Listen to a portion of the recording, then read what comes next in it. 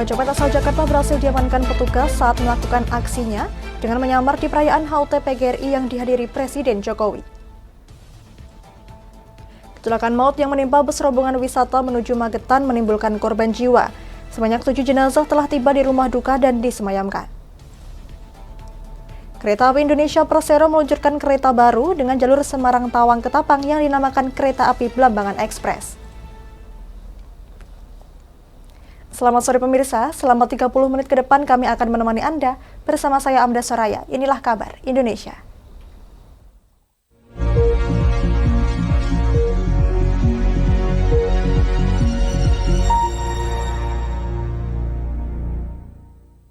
Ya, pemirsa, isak tangis sedih mewarnai kedatangan jenazah warga Manyaran Semarang yang menjadi korban kecelakaan bus wisata terjun ke jurang yang terjadi di Magetan, Jawa Timur.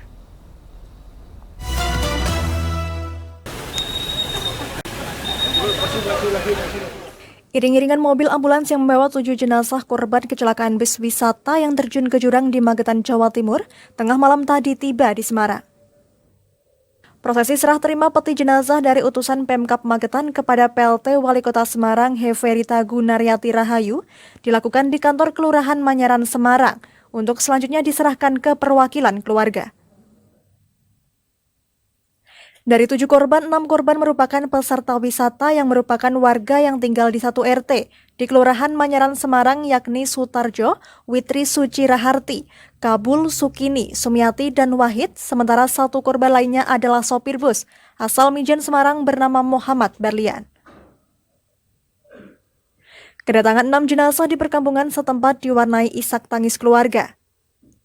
Setelah disolatkan, seluruh jenazah langsung diberangkatkan menuju pemakaman Sasonoloyo Manyaran Semarang untuk dikebumikan.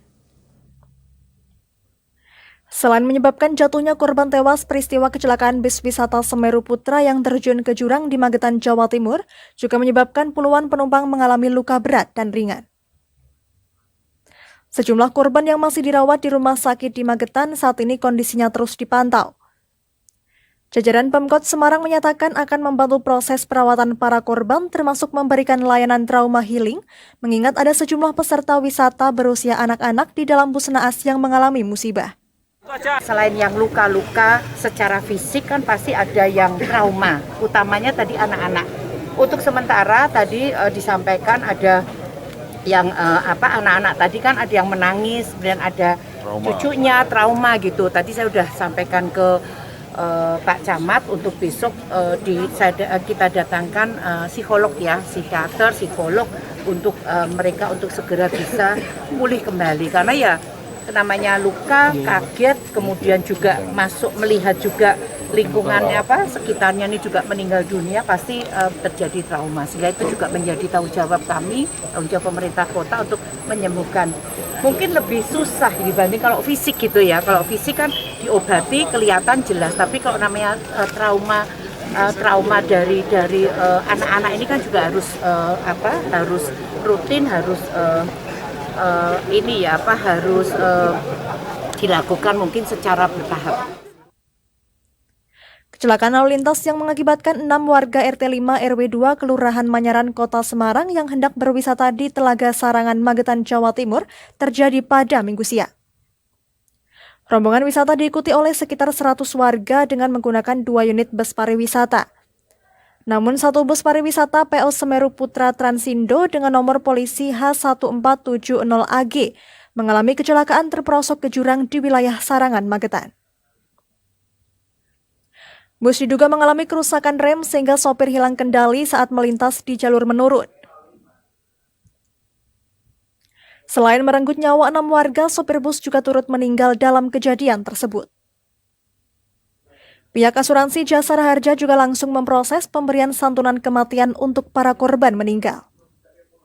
Dari Semarang, Jawa Tengah, Henufan, Lingkar TV, melaporkan. Masih di Semarang, Jawa Tengah pemirsa, perayaan Hari Guru Nasional yang dihadiri Presiden Joko Widodo di Kota Semarang diwarnai dengan aksi komplotan pencopet. 2 pelaku yang menyamar sebagai guru lengkap dengan mengenakan seragam PGRI berhasil diringkus polisi saat melakukan aksinya.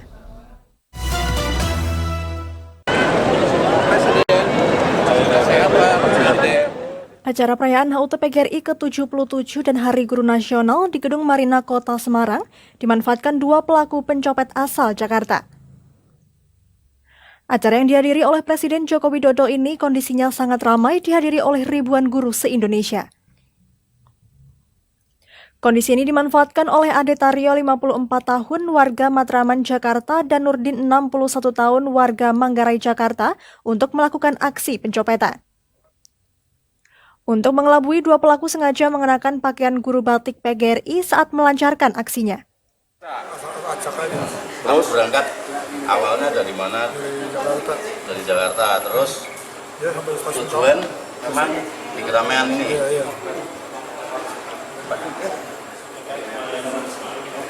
Terus habis itu kamu dapat nyopet, terus buat lempar ke teman atau gimana? Iya, seperti itu. Ya ceritakan yang panjang. Iya. Jadi kamu merencanakan itu mulai datang, terus ngapain sasarannya, bagaimana? Terus jelaskan. Iya, datang sini setelah dapat langsung saya kasih dia. Kamu memakai itu baju seragam itu. Iya, Alasanmu kenapa? biar nggak ketahuan. Selain di sini di mana lagi? Nggak ada. Jadi di mall. Nggak pernah. Dengan modus berdesak-desakan saat akan berfoto dengan Presiden Joko Widodo, dua copet tersebut mempunyai peran berbeda. Satu pelaku mengambil barang milik korban, sedangkan yang lain mengamankan barang secara estafet. Dikirakan usaha pencopetan ini gagal. Jadi Pak Ade Taryo ini sempat mau mengambil uang dari korban atas nama Bapak Urip yang berdomisili di Bekasi. Memang itu sudah terambil. Uang yang diambil ini diselempetkan ke dalam jaket yang di tangan. Jadi gini. Ya. Selanjutnya Pak Taryo karena merasa kehilangan jaketnya ini dirogoh dan uangnya jatuh. Setelah itu ditangkap, dikekep oleh beliau dan beliau ini berteriak, copet-copet. Selanjutnya kami dari Babin Kaptimas dari Polsek Semarang Barat yang melakukan patroli langsung mendatangi hasil teriakan dari Pak Urip. Dari keterangan pelaku, 3 guru yang menghadiri acara menjadi korban pencopetan. Kejadiannya waktu itu saya sedang mengarah ke gedung MMC ya, MMC. Kemudian memang belum sampai ke tempat yang antri, memang padat itu di kanan kiri pedagang, padat, jalan padat. Terus tiba-tiba ada 2 orang mepet, ada yang terasa kok kayaknya ada yang kebuka. Saya lihat langsung sudah kebuka. Di samping orang yang sedang desek-desek saya itu langsung saya tangkap aja dua-duanya. Saya tangkap, copet kamu.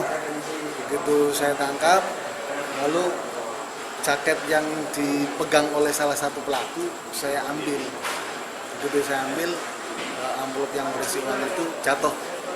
Nah, saya pegang yang punya jaket itu, tangannya saya pegang sambil megang uang yang ini. Akhirnya, tapi yang satu kan nggak kepegang. Nggak kepegang, jadi saya mengamankan yang satu, kemudian jarak kira-kira 3 meter ada keamanan, saya sampaikan, ini copet nih. Dari aksi ini, polisi berhasil mengamankan uang tunai, dompet, dan 2 unit ponsel milik korban sebagai barang bukti. Pelaku dijerat dengan pasal 362 KUHP dengan ancaman hukuman 5 tahun penjara. Dari Semarang, Jawa Tengah, Henufan, Lingkar TV, melaporkan.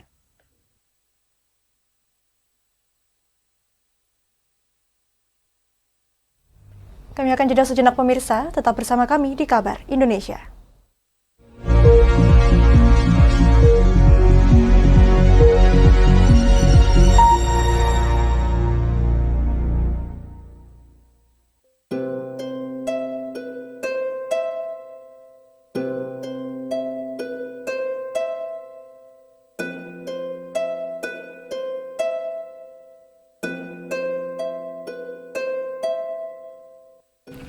Wah iki yo siaran TV wah apik temenan. Filme cocok karo suasanane. Elah. Boleh bro ngene iki awan-awan kok. Iki lho nonton TV, Kang. Wah, kenal nedan kowe wong kenang delok HP kok delok TV piye? Wah kurang update kowe iki, Kang. Lho maksudnya piye kok ngarane ora update itu? Iki lho delok aku nonton TV tenan. Kok kira nonton HP? Wong delok HP ngono kena edan apa iki. Iki lho delok siarane. Lho, kok iso ya? Yo TV apa? Jenenge Lingkar TV, Kang. Saiki erane TV kok ngene iki. Kok Lingkar TV nek dia awak dhewe panggone iso nonton TV lewat HP. Kok ngene iki. Ana film-film ngene iku ya? Iya, filme apik-apik kaya ngene iki. Awak dhewe nek sawah leren mbut gawe iso leren ndelok film-film ngene iki. Padha iso ngene iku. Iso, ora ketinggalan karo cah-cah kae. Lho. HP ku kok ora iso tak nggo ngono piye carane iki? Iki lho Rip, tak doi carane. Piye? Kowe buka Play Store. Play Store, Mas. Yo iku pokoke. Play Store apa? Ketik Lingkar TV. Engko lek wis ngono, klik install. Nah, engko wis ana metu menune Lingkar TV karek ndelok siaran apa ae.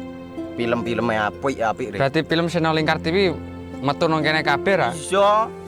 Filme wah cocok karo suasana cara didelok ngene. Oh, wis iki iso iki.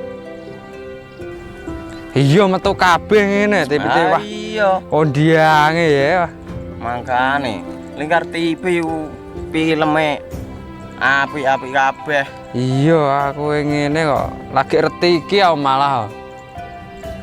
Sekolo Iya. ana bocah-bocah ajak delok. Ben seru nang kene ya, Pak. Wabek. Rene lo. Tak deloki apik-apik ana film Jos iki.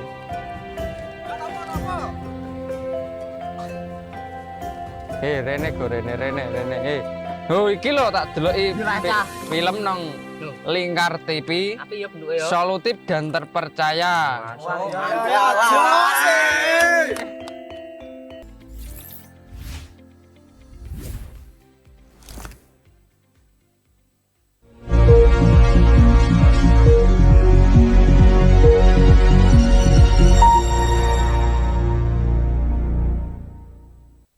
Saat ini Anda masih menyaksikan Kabar Indonesia. Harga sejumlah kebutuhan pokok di Pasar Pagi Kota Tegal, Jawa Tengah mengalami lonjakan menjelang Natal dan Tahun Baru. Harga cukup tinggi diantaranya terjadi pada harga telur ayam dan ayam potong.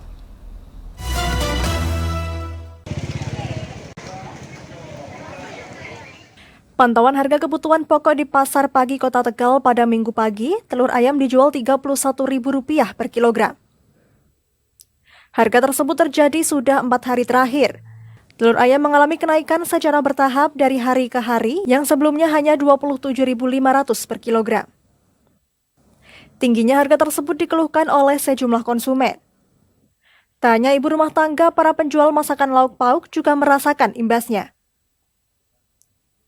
Para penjual masakan mengaku akibat meroketnya harga telur, keuntungan mereka semakin menipis. Per kilonya 31. Berarti ibu jualan ini ya? Catering. Catering masakannya.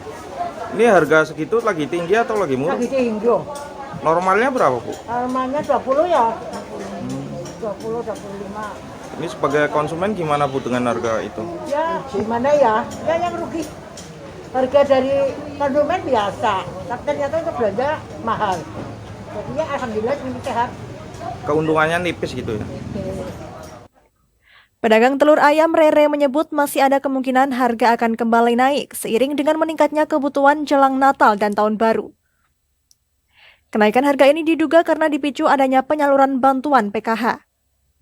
31. Sebelumnya berapa? Cuma sebelumnya memang udah naik tapi sedikit-sedikit dulu 27.500. Nah paling naik langsung 30.500, nah ini 31. Ini harga paling tinggi atau gimana? Ini paling tinggi kalau sekarang. Perkiraannya bagaimana?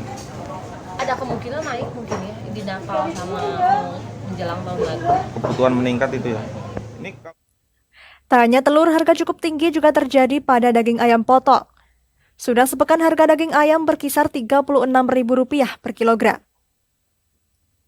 Sementara itu untuk harga kebutuhan pokok yang tergolong masih stabil saat ini minyak goreng. Minyak goreng curah mengalami penurunan harga dari sebelumnya Rp18.000 per kilogram, kini hanya Rp15.500 per kilogram. Dari Tegal, Jawa Tengah, Gus Fadilah, Lingkar TV melaporkan. Ya, pemirsa, kereta api Belambangan Ekspres rute Semarang-Tawang ke Ketapang Banyuwangi pulang pergi diluncurkan oleh PT Kereta Api Persero. Selain meningkatkan pariwisata kedua daerah, keberadaan kereta api ini mempermudah para pengguna kereta dalam melakukan perjalanan jauh tanpa harus berganti kereta.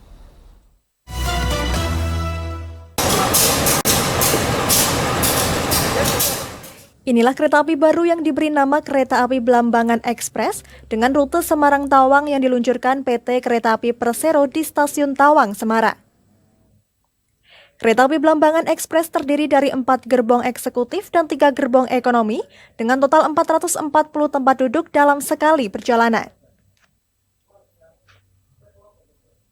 Diluncurkannya Kereta Api Belambangan Ekspres di Stasiun Tawang disambut baik PLT Wali Kota Semarang. Selain menjadi penghubung antar daerah di 2 provinsi, kereta api jarak jauh ini diharapkan mampu meningkatkan perekonomian di sektor pariwisata. Ini bisa berlangsung terus dan juga menambah frekuensi perjalanan. Karena tadi disampaikan oleh Pak Wisnu bahwa untuk sementara hanya weekend berangkat dan pulang, dan kita harapkan nanti bisa tiap hari, dan ini akan bisa menjadi satu tujuan wisata dari Banyuwangi ke Semarang dan sebaliknya, dan ini akan menjadi salah satu tujuan pariwisata antar provinsi. Kereta api jarak jauh yang diambil dari nama kerajaan yang berada di ujung timur Pulau Jawa untuk sementara waktu hanya melayani perjalanan pada akhir pekan pada hari Jumat, Sabtu, dan Minggu. Pada angkutan Natal dan Tahun Baru mendatang, kereta api Belambangan Ekspres ini akan dijalankan setiap hari.